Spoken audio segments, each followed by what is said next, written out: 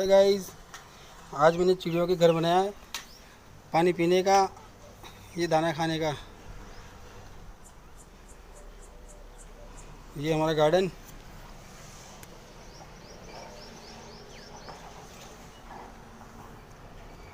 इसमें चिड़िया आएगी, पानी पिएगी।